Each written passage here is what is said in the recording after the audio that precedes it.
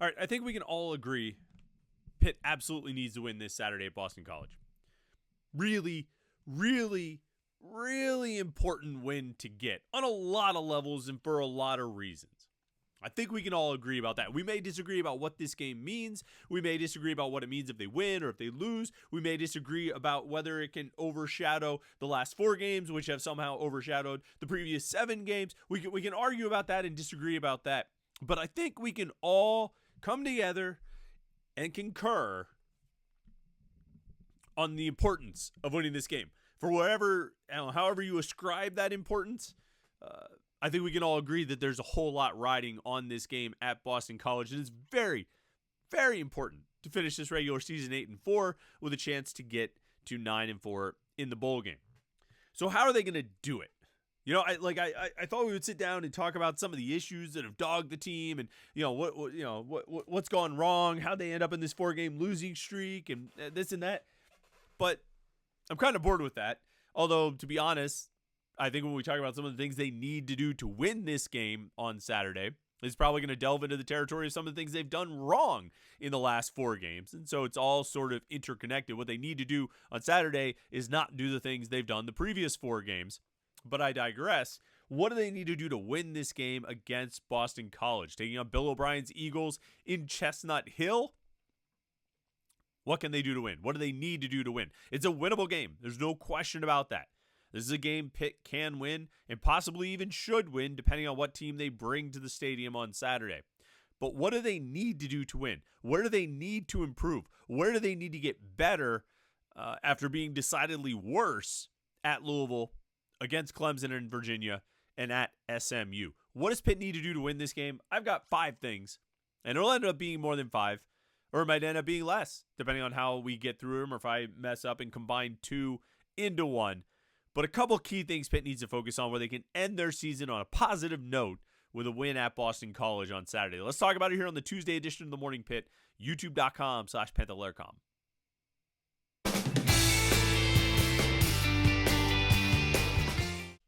Yeah, I guess probably the most obvious answer is they need the quarterback to be healthy, as a picture of Nate Yarnell pops up there. I mean, it was a bad quarterback situation on Saturday. There's no question about it. After talking to Pat Narduzzi yesterday at his weekly press conference, we got a little more insight into the situation on a couple fronts. And actually, they used 3 quarterbacks, and there were sort of 3 bits of insight we gained from that game. I think you start with Eli Holstein. Of course, he played 12 plays, dropped back 7 times, had the offense moving, and looking pretty good, aside from his interception, which was, like I've said a few times, it was a good read, but a bad throw. Narduzzi seemed to say that Holstein's injury wasn't as bad as it looked. He said it wasn't as bad as the injury he suffered against Virginia, which I think is encouraging. Does that mean he's going to play at Boston College? I don't know about that. That might be a bridge too far, but I think there's a possibility. I think there's a non-zero chance based on how Pat Narduzzi talked about it yesterday. And, you know, the reality is, they wouldn't have let Eli Holstein come back to the sideline if it was a really severe injury.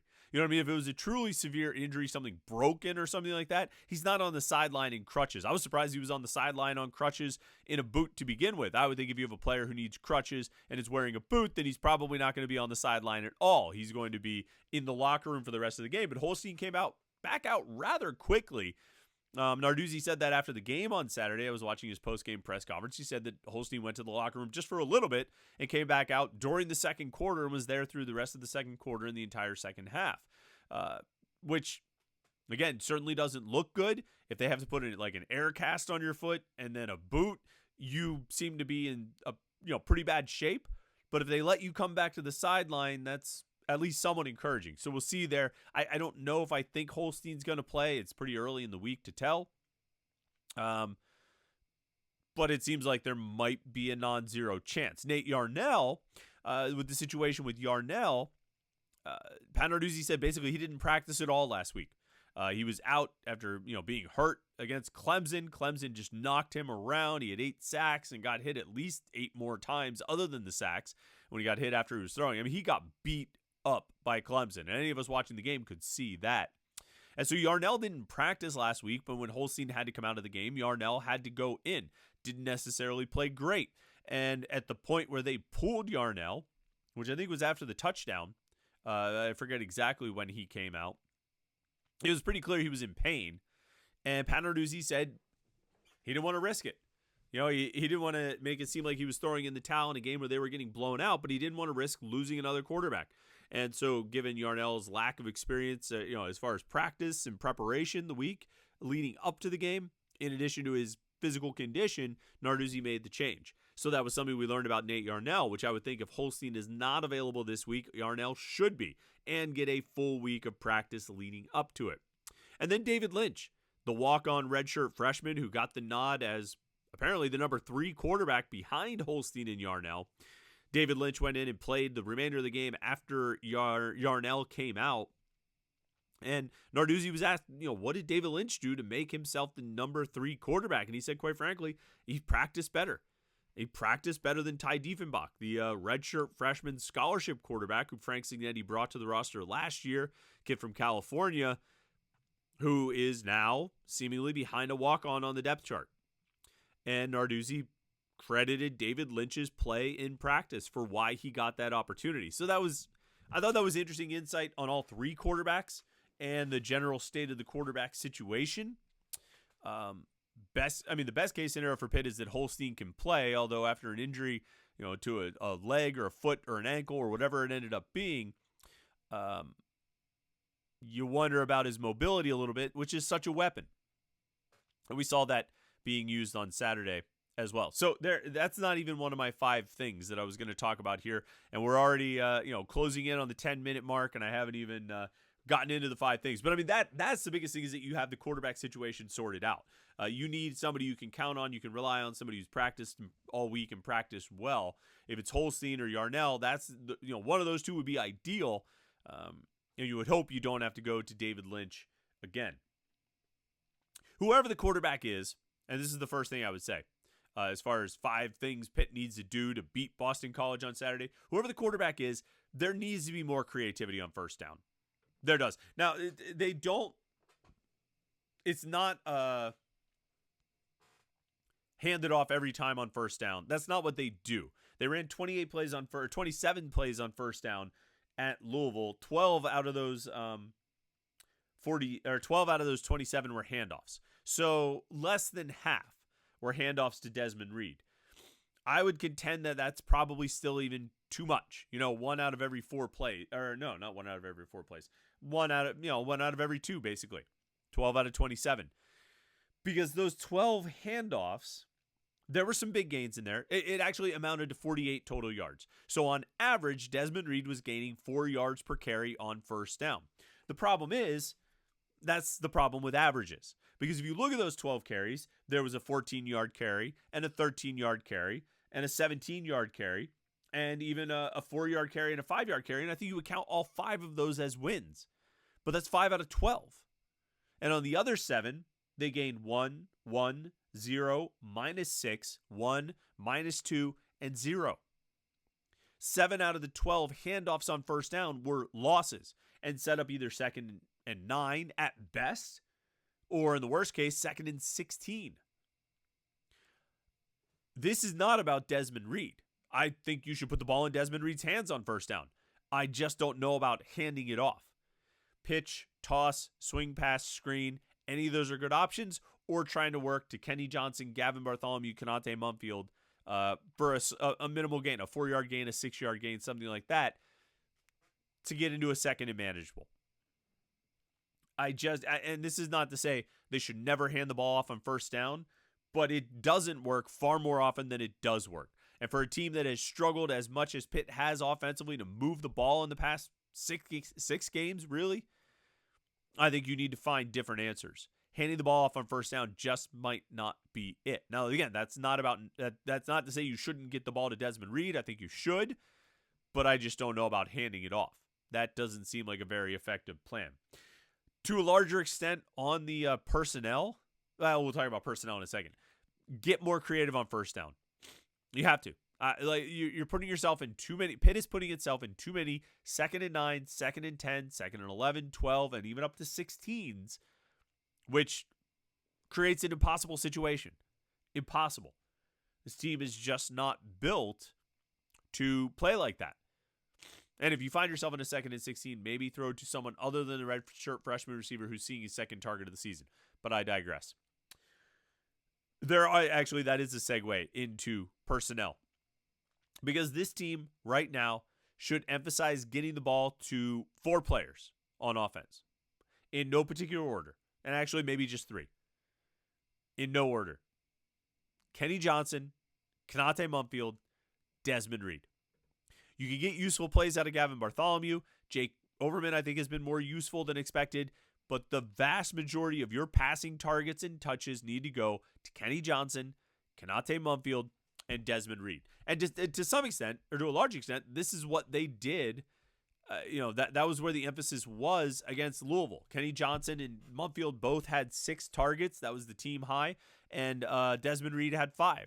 So, 33 passes thrown. According to Pro Football Focus, 17 of those 33 went to those 3 guys. I would probably make the percentages even higher. I would probably run the number up even more. You could get some passes for Gavin Bartholomew. Dejon Reynolds deserves a target here or there. Again, Jake Overman is more useful than I expected him to be. But you've got to hammer the ball to 2, 9, and 0. Those are your guys. Those are the guys who are going to make the plays for you. Those are the guys who are going to get you first downs. And if there's a major complaint about this team and their offense and offensive distribution, it's that they probably have not thrown the ball to Kenny Johnson enough. You look at season-long targets, Kanate Mumfield leads the team in targets with 72, then Raphael Williams with 66, then Desmond Reed with 65, and then Kenny Johnson with 56. It's good that he's 4th. It's good that Johnson is getting a healthy amount of targets, but he should have more. And at this point, I don't think you can justify having more targets for Raphael Williams than Kenny Johnson. And that wasn't the case in the Louisville game. They mostly got that on track and emphasized Johnson and Mumfield, although a lot of that happened late in the game. But those are your guys. Like 2, 9, and 0 are the guys who are going to make plays for you. And you've got to get the ball to them early and often. You have to emphasize it. First play of the game at Boston College on Saturday should be like a 5-yard pass to Kanate Mumfield. Really. That should be the first play. And the second play should be like, look at a wheel route by Desmond Reed. And if it's not there, look for, something to Kenny Johnson. These are the guys who are going to help you. These are the guys who are going to win. And I've seen a few people say on the message boards lately that Kenny Johnson is a disappointment this season. I think he's only a disappointment in terms of his usage. I don't think he's getting the ball enough. I don't think he's being emphasized as a main piece of this offense, as a top piece of this offense. Because he is. That's what he is. Talent-wise, Talent-wise, he is one of the best skill players on this offense. But he's not getting the ball like it. Mumfield is, as he should. Reed is, as he should. Kenny Johnson needs to be. And then once you've got those guys going, you can find Bartholomew. You can find Reynolds. You can find Overman. You can find Williams. But you need those 3 guys active early and often. And I think until you can run effectively and block for the running game effectively, you keep throwing. And you throw quick passes and swings and screens and short stuff that can kind of take the place of the running game. But you keep throwing.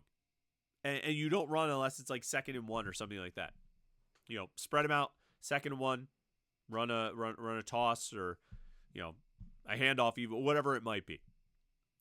You've got to get those 3 guys, Johnson, Mumfield, and Reed, heavily involved. I think it's also important going into this game that you have a consistent offensive line. This goes without saying, and there's only so much you can do with the guys you have available. But if it was me, I would probably try to go with the same line I had last week. I would try to go with Bear, Jacoby, Moore, Williams, and Montgomery, Isaiah Montgomery. I'm not saying those guys played great. I think I looked, they gave up. Wait, let me see how many pressures it was. Louisville had No, that's the Pitt numbers. I was like, why is that number so low? 23 pressures. 23 pressures. Pitt's quarterbacks drop back 43 times. They recorded 23 pressures. Pitt's offensive line, Pitt's pass blocking was charged with allowing 15 pressures on individuals. So, Pitt's quarterbacks were under a lot of pressure, is what it ultimately comes down to. And so it's not like the offensive line did a great job, but I think consistency is really important there. I think it's really important. And I think, I don't know if there are any obvious shuffles left to make or guys to move around. If Lyndon Cooper is healthy and available, you put him back in at center. But I think if he's healthy, you stick with Montgomery at right tackle. If he's healthy, you stick with Jacoby at left guard. And then obviously Williams and Bear are pretty much locked into their spots as they should be. I think consistency is really important there. On the defensive side, I would keep running the snap counts up for the young defensive linemen. Sean Fitzsimmons obviously had a great game on Saturday. I would keep bumping his snap counts up and get him on the field more. And I would also do it with Sincere Edwards and Francis Brew. And maybe even Jasir Whittington, who got some playing time at the end of that game at Louisville. I would get Edwards out there more. I would get Brew out there more. The guys ahead of them are not producing. And maybe, you look at defensive tackle, I might lock down to just which I think is effectively about what they had of a four-man rotation with Fitzsimmons and Nick James and Francis Brew and Isaiah Neal. I guess Nakai Johnson's in there as well. But, I think you need to get more playing time for those young guys. Edwards, Brew, Neal, Fitzsimmons, even though he's a redshirt sophomore, he's a little bit older. I think, they probably give you the most upside. And they might make some mistakes, and I know coaches don't like to play the guy that might make mistakes, but I think they give you the most upside and most playmaking potential because you're just not getting it out of the front four. And then the last thing, and I asked Pat Narduzzi about this yesterday, and he dodged it about how I expected him to. The effort on defense. This, I just don't get it. And I don't know how to chalk it up to anything other than effort on defense.